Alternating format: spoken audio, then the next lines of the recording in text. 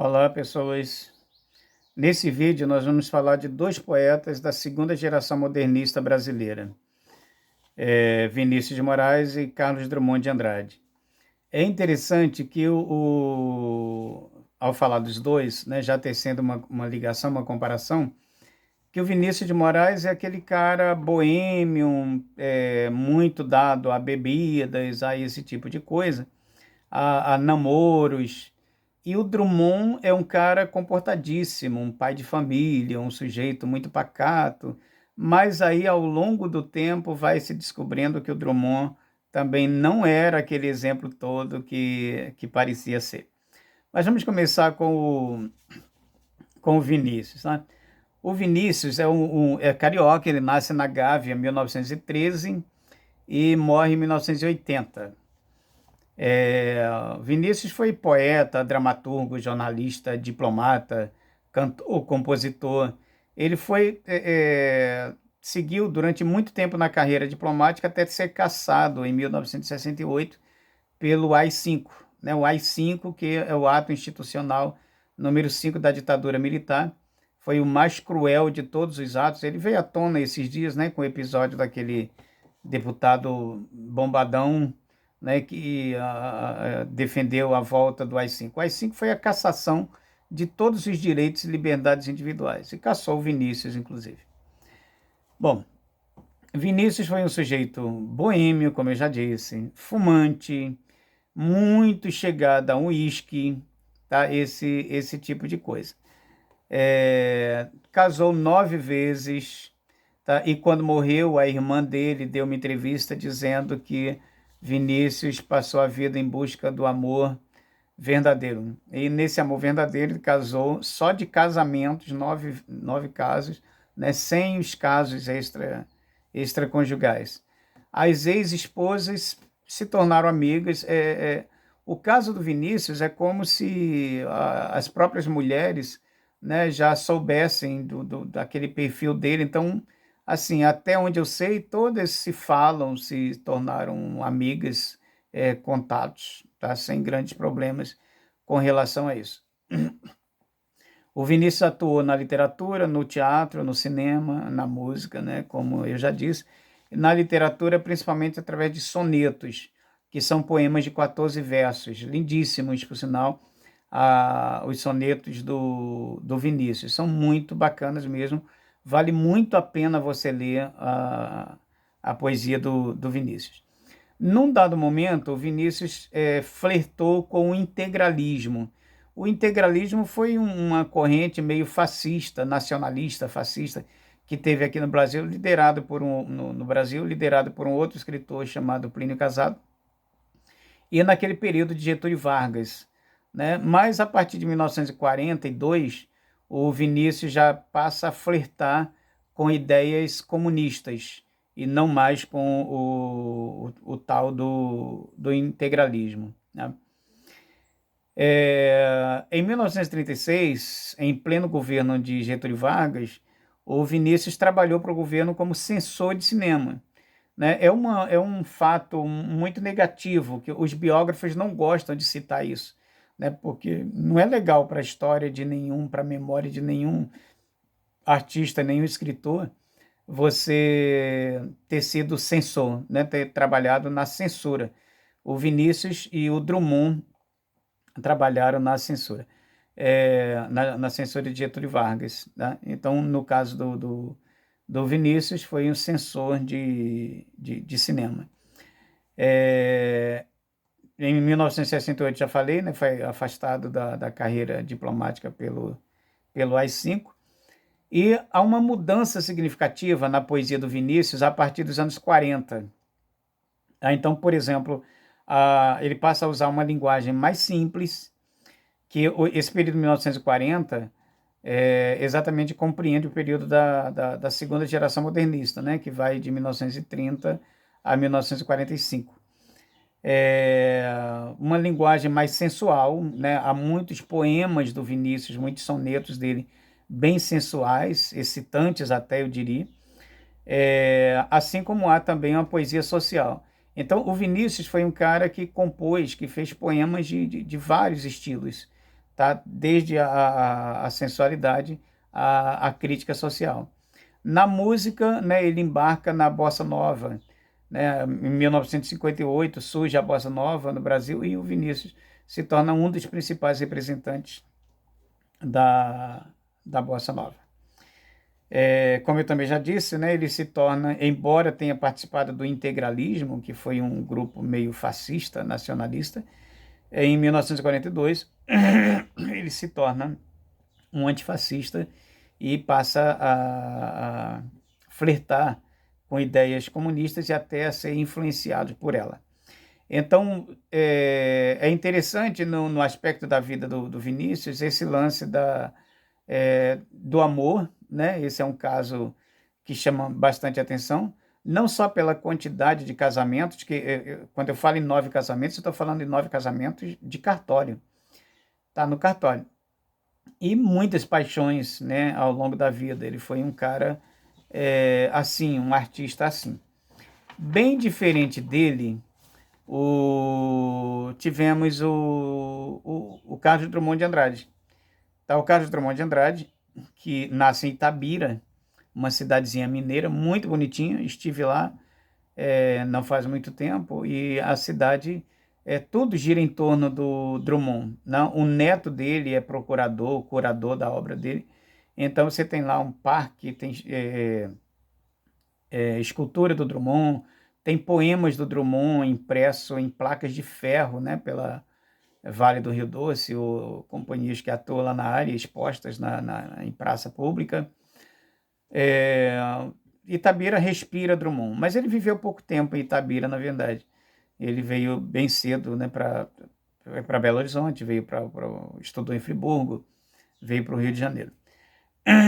Se formou em farmácia, né, que não tem nada a ver com a carreira, mas também foi com a carreira de escritor, mas também foi funcionário público, ao longo da vida foi funcionário público, foi um jornalista, tá? E também trabalhou na censura. O Drummond, ele se casou, tem um único casamento, tá? Bem diferente, né, do Vinícius e seus 9 casamentos. O Drummond casou apenas uma vez, em 1925, com Dolores Dutra de Moraes. Teve 2 filhos com ela. Esses 2 filhos, né, um viveu apenas meia hora, que foi o Carlos Flávio, e ele faz um poema muito tristinho para o Carlos Flávio, intitulado O que Viveu Meia Hora, né, uma homenagem a que ele só viveu meia hora, o menino. E a Maria Julieta, que morreu 12 dias antes do poeta. Tá? Ele morre em 1987, 12 dias depois da morte da filha, ele de infarto e ela de câncer.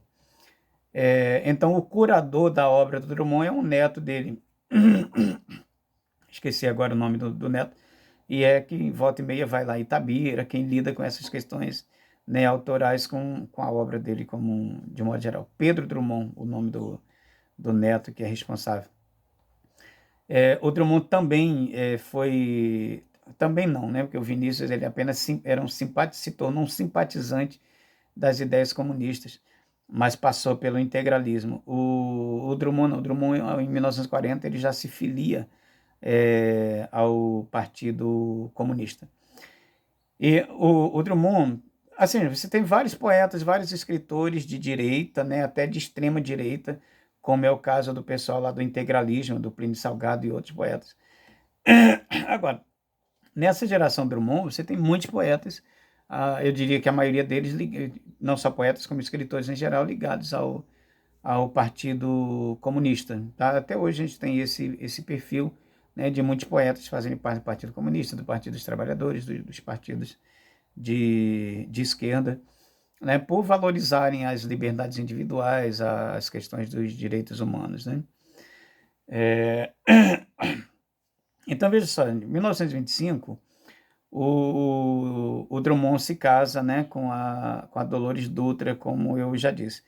Mas em 1951, se não me falha a memória, 1951, não,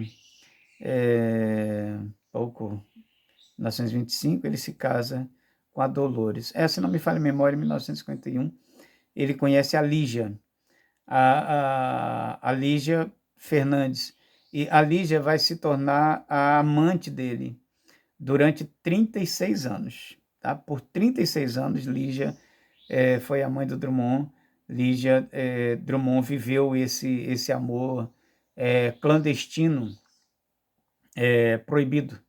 Tá? Isso veio à tona, essa confissão do caso de amor dele com Lígia, ele só vem à tona depois dele morto. Tá? Agora, ele dá o Geneton Moraes Neto, né, que é um jornalista, ele escreveu um dossiê Drummond, e ele faz uma entrevista com Drummond um pouco antes dele morrer, e ele entrevista também a Lígia.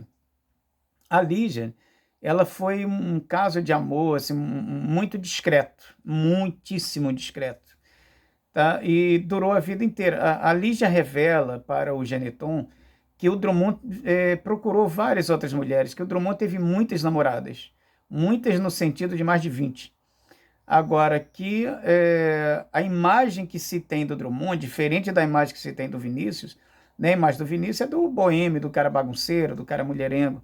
A imagem do Drummond, não, é a imagem do chefe de família, do pai de família, do cara super comportado, né? Mineirinho, quietinho na dele. E, na verdade, não foi bem assim, né? Porque você viveu uma história de amor paralela que dura 36 anos, é muita coisa. E no momento em que o Drummond morre, é a Lígia que está lá no hospital segurando as mãos dele. Né? É uma história bonita, é uma história clandestina, porém bonita. A única história de amor duradouro do Drummond é esse com Lígia, tá? Fora do casamento. Tá? A dona Dolores morre antes da Lígia. A Lígia morre com 80 e poucos anos, em 2003, se não me falha a memória. E ela dá uma entrevista para o Geneton Moraes Neto, né, que faz parte desse dossiê Drummond, e que ela fala sobre vários aspectos dessa relação de Drummond com ela. Ela optou por viver no anonimato, né, para não atrapalhar a imagem do poeta, para não comprometer a imagem do poeta. Um apartamento discreto na Zona Sul, que o Drummond frequentava, onde aconteciam os encontros amorosos deles. E ao longo da vida ela se manteve ali, quietinha na dele, na dela, né, numa subserviência amorosa, porque aí ela não teve, né, não pôde ter uma vida tão independente, já que havia toda essa preocupação de não expor a imagem do poeta, mas viveu esse caso de amor clandestino escondido por 36 anos, né, até a morte do poeta, e ela estava lá com ele nesse momento da morte também. O Drummond é um cara interessante, engraçado até, porque assim, ele não tinha dificuldade de receber elogios. A Lígia, por exemplo, conta para o Geneton que uma vez ela disse para ele que os seus versos são geniais, e por telefone. E aí ele responde para ela, genial no sentido moderno, genial no sentido atual, que não quer dizer nada. Então, né, ele não se sentia nenhum gênio. Quando ele conhece a Lígia, em 1951, ele já tem 49 anos e a Lígia tem 24. Ele estava no Rio de Janeiro, frequentando a biblioteca estadual, que fica ali na Presidente Vargas, e é lá que ele conhece a bibliotecária Lígia, né, com 24 anos e ele com 49. A partir dali, mantém uma história de amor, ele frequenta a biblioteca, depois há toda essa relação, né, do apartamento da Lígia e toda essa história de amor bem discreta. São revelações, como eu já disse, póstumas, ou seja, depois da morte dele é que isso veio à tona. Tá? Deixa eu ver se tem mais algo para dizer sobre ele. Outra coisa que ele dizia, ele achava que não era assim, teve uma vida normal demais, ele achava isso. Então, ele nessa entrevista para o Geneton, ele diz assim, fui um burocrata, um jornalista burocratizado, não tive nenhum lance importante na minha vida.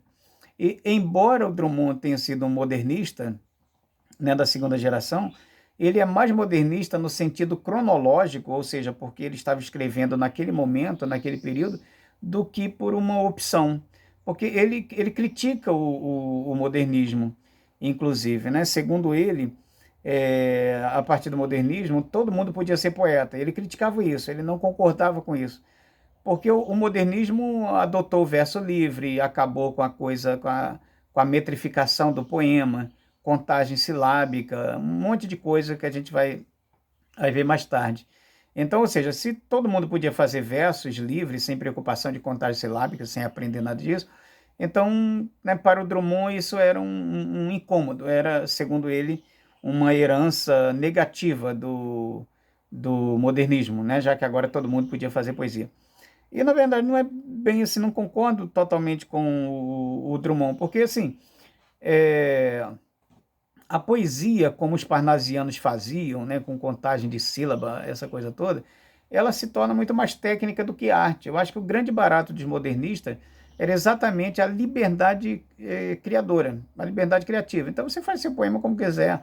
Se você quiser que um verso tenha duas palavras e outro tenha cinco, fique à vontade. Tá? Mas o Drummond era um crítico disso, ele defendia a poesia tradicional. Tá? Tanto Vinícius quanto Drummond são geniais, gente, geniais. A questão de aspectos humanos, né, a gente não deve nunca avaliar o artista pela sua vida enquanto pessoa. Então, o Vinícius foi aquele cara realmente desregrado. O Drummond foi aquele cara que aparentou uma vida inteira muito regrada, muito organizadinha, muito fiel, mas que teve o caso com Lígia e que, segundo a Lígia, teve vários outros casinhos, né, que ele acabava não se importando porque não tinha duração, mas que com ela foi muito duradouro e foi um amor. Olha, o fato é, a Lígia realmente o amou, porque ela teve uma preocupação o tempo inteiro da vida, ela se preocupou em manter a imagem dele. Ela não teve um caso de amor com ele para ficar famosa, né? Muito pelo contrário, foi uma vida inteira no anonimato. Ela abriu mão de muita coisa para viver essa relação com Drummond, né? Foi uma vida inteira no anonimato.